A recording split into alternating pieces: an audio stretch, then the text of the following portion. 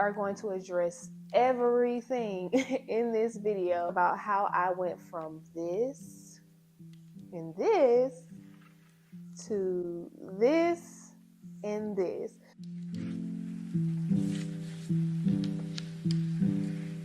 What's up, y'all? Welcome back to my channel.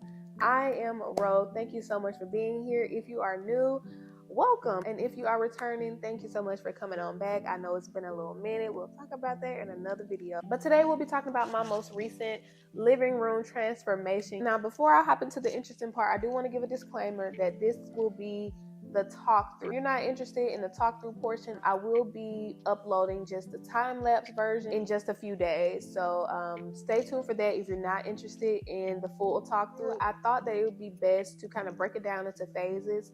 So the actual designing process, to the shopping / the buying, all the way down to the very last portion, was just the execution part, which is what you guys saw if you were here from the Instagram or the TikTok video. Let's get started. So we're gonna start out at the design process. So I am talking about the design process first. The design process actually lasts throughout the duration of everything. So it's kind of the start and the finish, because a lot of the stuff I don't decide on until I'm actually doing it. I do like to have a plan, but I do also like that added element of adding how I feel as I'm executing to play a part in the finished product. I don't want you guys to think that I had it all figured out at the very beginning. I was literally changing my mind literally up until the very last second. And I think at the end I'm going to include my fails, so you'll be able to see the few design changes that I went through. So everything kind of started based upon just how big the space is. My last living room was fairly small. I was basically just bringing all of my furniture from the last place. And this space is so big, it really made my stuff look like dollhouse furniture. It made my couch look small. It made my TV feel smaller. And so I knew that I was going to have to put in a little bit more effort to make this feel a bit more full, a bit more homey. So that was the initial thing, just the sizing of the space, which also affected my next decision, that I did not want my couch up against the wall, because the distance between this wall and the wall that has my TV is very considerable. It made my TV feel very small. I don't have the best eyesight, so I was just kind of like, and I didn't want the remedy to just be getting a bigger TV. And I don't watch TV enough to just be randomly buying TVs. So that's how I decided on the placement of my couch, and that was the first placement decision that I made. But now that my couch was not going to be on the wall, and I was going to basically have this free wall to kind of just do what I wanted, I decided that I didn't want to do artwork for this space. It was kind of the focal point of my last room, and I wanted to do something different. And by removing the thought of adding artwork, it allowed me to expand my mind of what else could I do with this huge wall now that I can't put up art. So the sizing of the room, the placement of my couch, and the decision to not add artwork was really the basis of everything. Once those three things were kind of decided upon, everything else kind of slowly but surely came together, literally up until the final moment. I guess we can start on this side of the room. One way that I knew I could fill up the space or fill up the wall space would be painting. I have painted accent walls and little paint accent little pieces before, so I was like, okay, I can paint a wall. The actual deciding what color I wanted took a little bit of a while.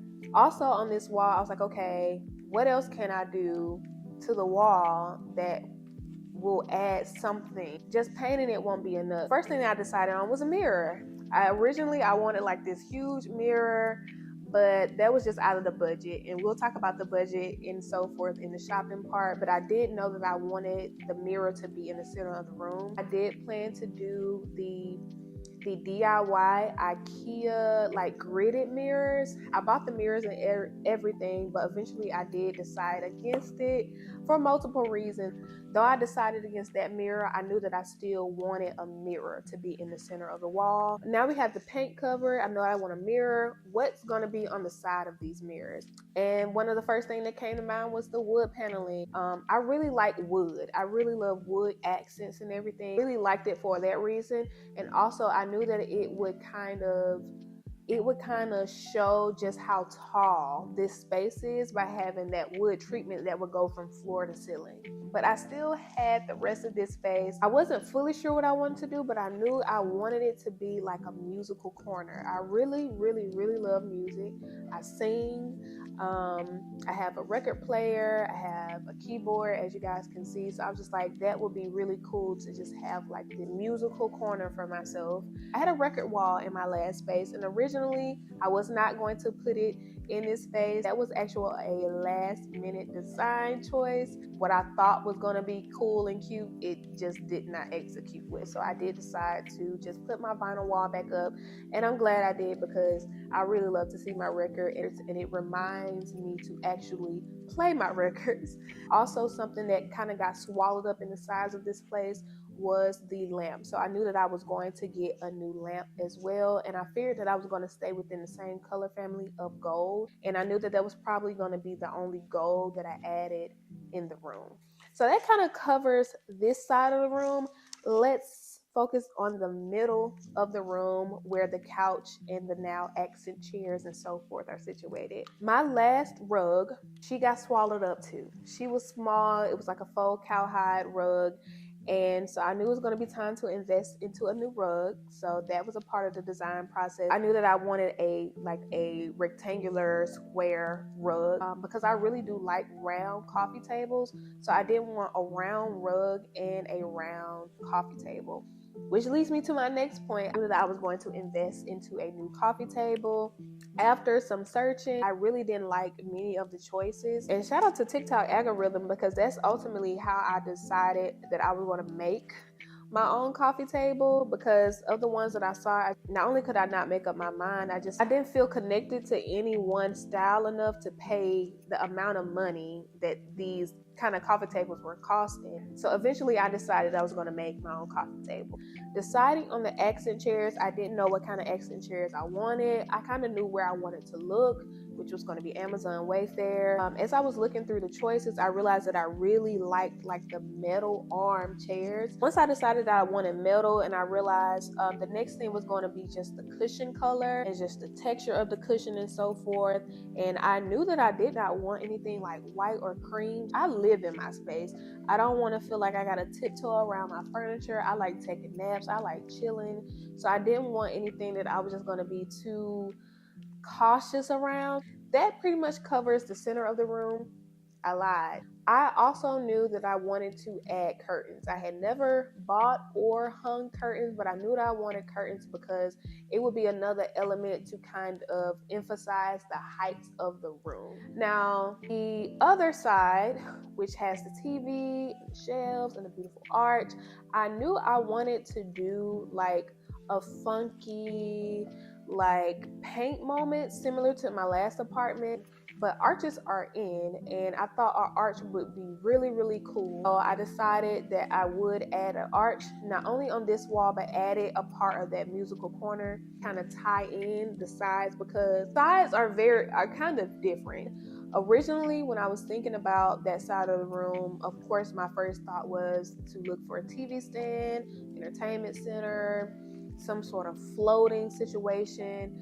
However, I just was not happy with what I was seeing, and none of it seemed worth the money. So I was like, oh, I could do like a mantle type situation. But in my head, I just saw like the TV being situated really high and then this mantle. And I was like, okay, well, what would be underneath it? I was like, oh, I could just have like a mounting of my TV eye level. Not only would that work better for me and my eyesight and my neck, it'll also be easy for me to mount myself. I won't feel like I have to hire somebody because it won't be up that high. I won't be having to have the TV above my head and possibly hurt myself or damage the TV. So that worked out. So once I realized that I didn't want the TV to be mounted up that high, still, what else would I do on the wall? Because at this point, I'm still thinking about maybe just one shelf. The only thing that I knew was like I wanted the shelf to cover like 90% of the length of the wall. I didn't decide on adding the additional shelves literally until I got into IKEA, and I was like, I should probably add shelves on the other side. Another design factor, I did not want the TV to be centered with the arch for multiple reasons, because this wall is much longer than this wall, so the centers are off, so the center of the TV kind of matches the center of this wall and not the wall that it's on, but the arch does. And I kind of like that factor of not having it so symmetrical. I didn't want that. Having it off center, it's a more of an abstract moment than just like, I don't know, the most aesthetically symmetrical pleasing thing. I think that wraps up the design portion. Like I said, that was from beginning to end. A lot of my thoughts at the beginning did not translate fully into what I have now. And like I said, we will talk about that more at the end. But let's get into the actual buying and shopping process. This is probably the part y'all have been waiting on the most. Where's everything from, what it costs, and so forth and so on. So I think I'm just gonna go based upon the places that I shop and the individual cost of everything I bought from those specific places. Everything that can be linked will be linked in the description below. So one of the places that I shopped, I think I can talk about Target. I didn't buy much from Target. I bought my curtain rods and my lamp.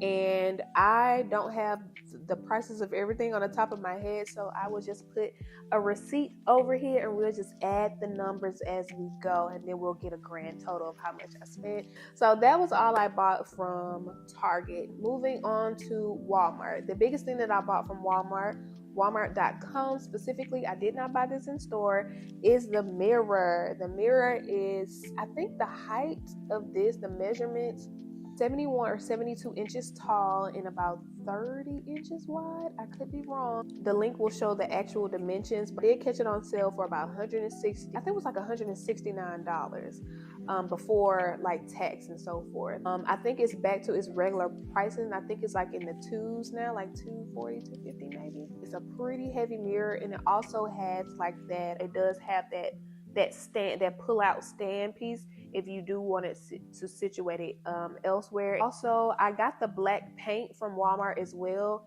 I bought it there because I was already buying like the painting accessories, like the rollers, the painting tape, the plastic on the ground to just to catch any paint or debris that may have happened, wood stain, a sanding sponge, my paint pans. So I was already near the paint section, so I just decided to look. So that's where I bought the paint from.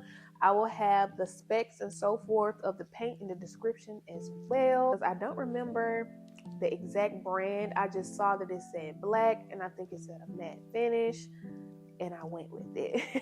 So that's the color on the wall. There's like this one little circle piece on my coffee table that I got from Walmart as well, and it was in the craft section. We talked about Target, we've talked about Walmart. Let's talk about Lowe's and Home Depot. I bought the wood wall treatment piece from Home Depot, and I ordered it online. I think they only sell this product online, and the product is called pole wrap. They have multiple options, and I think a few color choices in the pole wrap. I specifically bought the 96 inches by 16 inches. The price of the pole wrap depends on the height and the width that you buy. For my portion, I think it was like $73 before tax and so forth. But the tabletop I got from Lowe's. I did a lot of Lowe's and Home Depot trips, so forgive me if I get them mixed up. I think it was like $52, so we're rounding up to $55. And I bought my green paint from there as well. The most asked question I think that I got under these videos, aside from the wood, was the color green that I picked. And this is Sleepy Hamlet from Sherwin-Williams. And when I tell y'all, I was in Lowe's for like 30 to 45 minutes deciding on which color green I wanted, deciding on what color I wanted in general. I was putting the little sample pieces, the little sample sheets, putting it side by side with just a random black color that was in there, and that's how I decided on this green. IKEA is probably the next store that I can talk about, and I bought my shelves, my pillow inserts, and my curtains from IKEA. The shelves are called lack shelves, 3 of the shorter shelves and 1 long shelf. I don't remember how much they cost, but I think they start at like $29.99. So I think I probably spent around like $140 something there for the shelves. The pillow inserts, I bought them a very long time ago, but I bought them from there as well. I will link them as well. And then the curtains, I remember the curtains being fairly cheap, mostly because they're shears and not actual curtains, but they were like around the $20 to $25 range.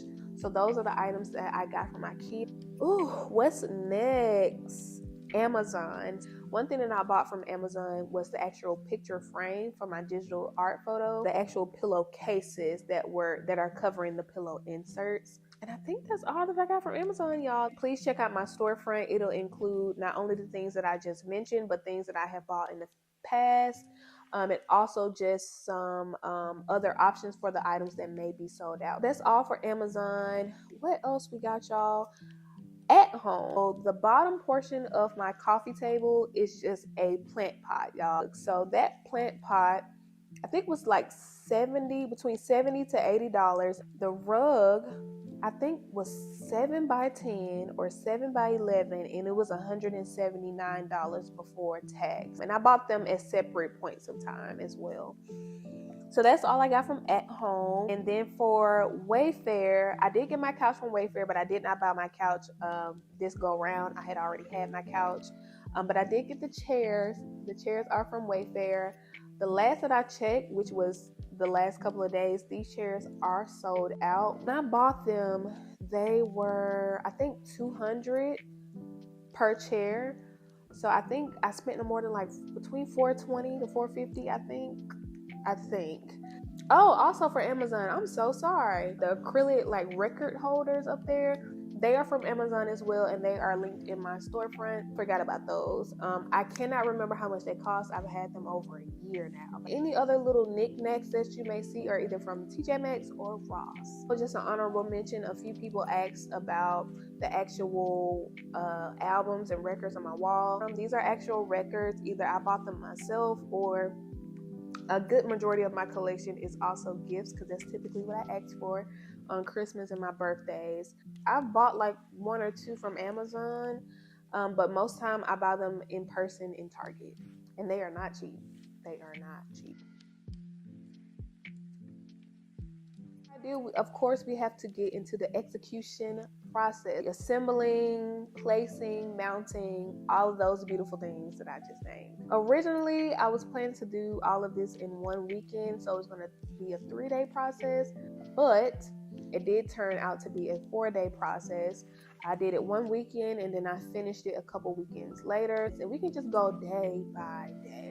Before I start any work, I guess it's the project engineer, project manager in me, I do sit down and I basically schedule out what I'm going to do. Number one, I can be very scatterbrained, and I know that what I'm doing, though it's just for a living room, it's not a small task. So I did map out everything that I was going to do. So the first day, all I did was set up for filming, getting all my equipment set up, recorded not only for TikTok and Instagram, but I recorded for YouTube as well, as you guys see. From there, all I did was tape and paint this accent wall, so the black wall.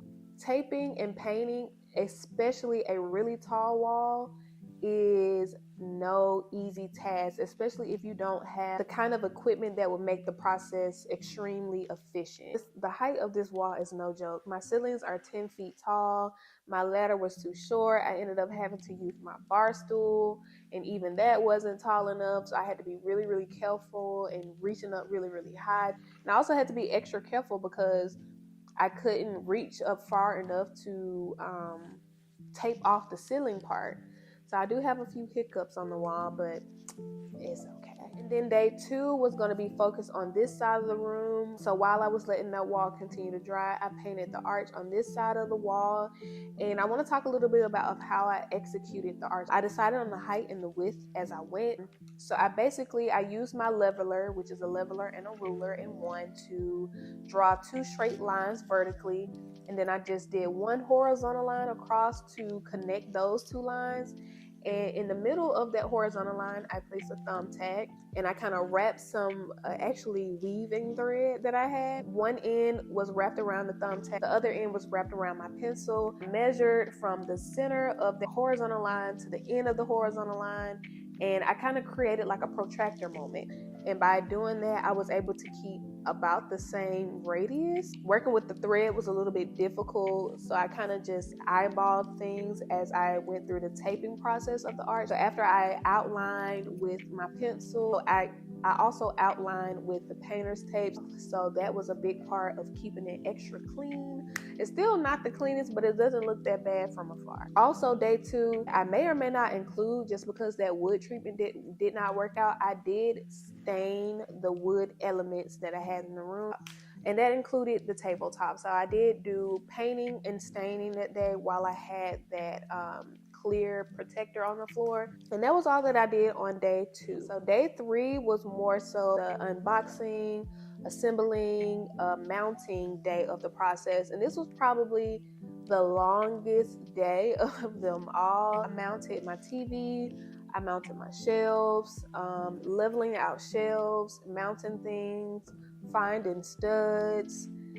It can be a lot of work, so I handled that. I unboxed my mirror, I placed my rug, and I assembled my chairs, and I also assembled my coffee table that day.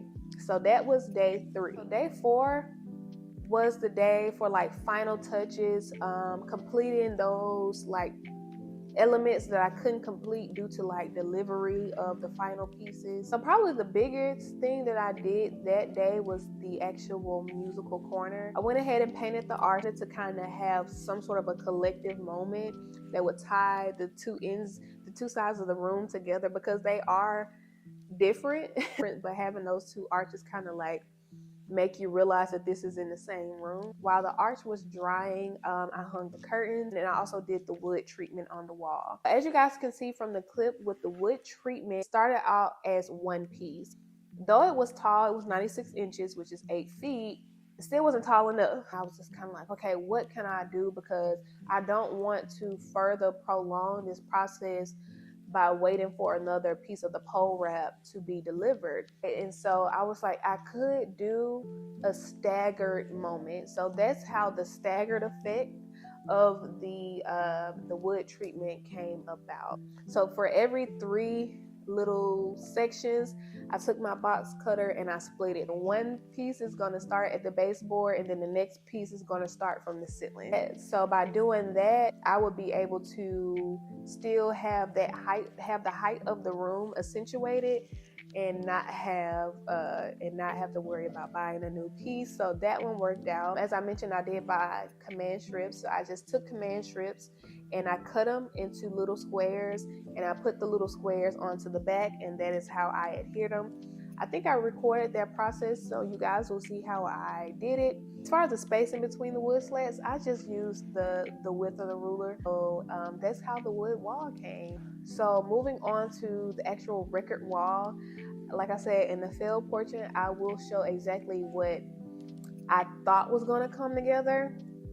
But eventually I did decide to do the record wall. Didn't take much at all to mount those. And then I placed my albums kind of in the order of like the most legendary ones in my opinion. I added my keyboard over into the space as well. It's like the final touch of my little musical corner. Onto the middle of the room, I added the final touches to my coffee table, a book, candles, some house spray, a plant, and onto the TV side of the room, added the items to the shelves, some books, some little statement pieces, and I added just the remainder of my record collection onto the shelf as well. Then finally, the last piece, which is the only art in the room, which is of my last living room space. Art digitally recreated because it included her art as well. So it's like an art and art piece for her. So I really wanted that to be the only art that I had in the room, and it worked out very well having it up there.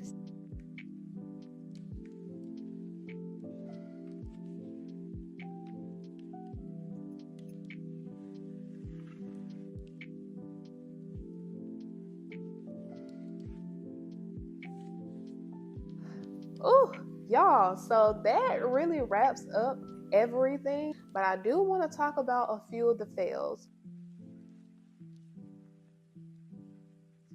My first fail of this would have to be the wood piece. I think I purchased 10 individual little wood pieces from, I think they're from Lowe's. I'm going to show you guys the clip now of me attempting to put them on the wall. But as I was putting them on the wall, I realized that they weren't cut in a straight line. A lot of them were like curved. If I stick to these pieces, like I'm gonna have to like do the different methods that it takes to bend wood. I'm just like, I don't want to do all that. And in hindsight, I'm glad that it didn't, because this looks so much better. Hanging my curtains is a fail. I'm honestly waiting on the ones to the left to fall down. So hanging the curtains was a fail. Another fail, well, this is like a semi-fail. Since there wasn't a shelf long enough to cover the length of the wall that I wanted, I did combine that one long shelf with one of the shorter shelves. I thought I did a good job measuring,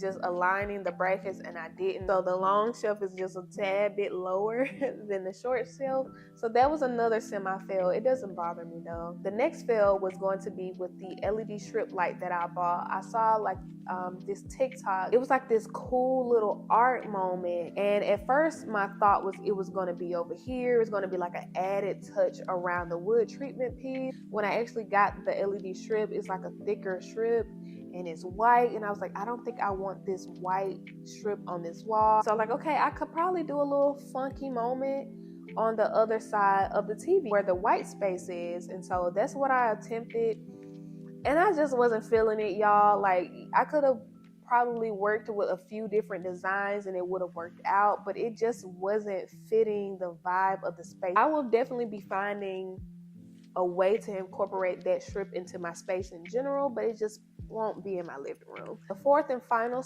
fail was the musical corner. Like, I never fully figured out what I wanted to do with the musical corner up until the execution. So I was just like, okay, I'm just gonna rely on my creative juices to get to flowing as I actually get to working on it, and maybe I'll figure it out then. I was hoping to put the digital art on this wall, but when I looked at it over there, it just felt weird. I could put the records around it, and I was just like, I don't like that either. And as far as incorporating my record player, it's such a bulky piece, it was kind of hard to find a smaller table because the vinyl would have been wider than the table. And then I just got this random idea to do it on a bar cart. And so I bought a bar cart and I tried to situate it over there in the corner, and I did not like it. The whole space just felt bulky and I didn't like it. The picture looked lonely. It just felt odd. So I was just like, you know what? We just gonna go with the record wall. So fun fact, that record wall almost did not happen. And I'm still gonna have to figure out how I'm gonna get my actual record player into the room. Last but not least, I did tell you guys to leave me some questions on Instagram. The first question, which I figured some people are curious about, when you do your renovations / updates, how do you feel about the move out process? When I think about the move out process, when I'm doing these like transformations or makeovers, I don't want to call them a full renovation. So I only do things that I know that I can repair and fix myself. I'm aware that it's going to take time. I know that there's going to be more effort, but I just don't allow the move out process to get in the way of me enjoying my space. The next question was, when moving out of the apartment, do you have to repaint the wall back to how they were? Personally, I always cover whatever I do, whether it's placing holes in the walls.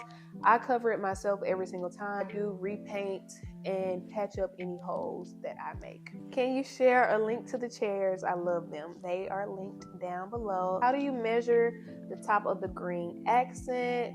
I think I addressed that a little bit already. When is the class? There won't be a class. However, I have decided to explore this part of my creative self a little bit more. I just launched Restored by Ro, and basically with Restored by Ro, I will just be sharing my transformations, whether they're dealing with like a full transformation like this one, restoring some old furniture back to life, or repurposing some furniture. I really do enjoy doing these sorts of things, so I will be expanding on that more. Hopefully I'll be able to share this part of myself with you guys as well, and help you guys visions come to life for your spaces. So if you're interested in seeing where Restored by Ro will go, definitely follow my page Restored by Ro on Instagram. I'll be happy to have you all join me on this new journey. I'm excited about it, in the baby stages, so bear with me, but I'm excited about it. So definitely give me a follow at Restored by Ro. How much did all of this cost? Okay, we addressed that one earlier during the shopping phase. How often do you do transformation? Is it a regular thing or you go with how you feel? My transformations, specifically to my living room, only happen when I move into a new spot. Next question, do you ever get surprised by how much actual work a transformation needs? I am in project engineer, I'm in project management, so I have a good idea of how long something can take, but the actual physical toll it takes, I was not prepared for. I'm going to be honest. I was legitimately sore. I thought I had run a marathon. And y'all, that is all of the questions. Each and every one of you that commented, liked, shared, saved, I genuinely appreciate it. And even at this very moment, I'm still trying to work my way to at least seeing the comments and answering and addressing and acknowledging and thanking them where I can. If you made it to this point in the video, you are a trooper. And if you did make it to this point in the video, let's do a house emoji. Scratch that. Let's do a hammer. Instead of a house, let's do a hammer. Drop those comments, questions, and hammers down below in the comments. Subscribe if you feel led. Also, if you would like to keep up with me in between my uploads, I am on TikTok and Instagram, mostly at According to Ro. I will have them on the screen and linked down below as well. All right, y'all stay blessed.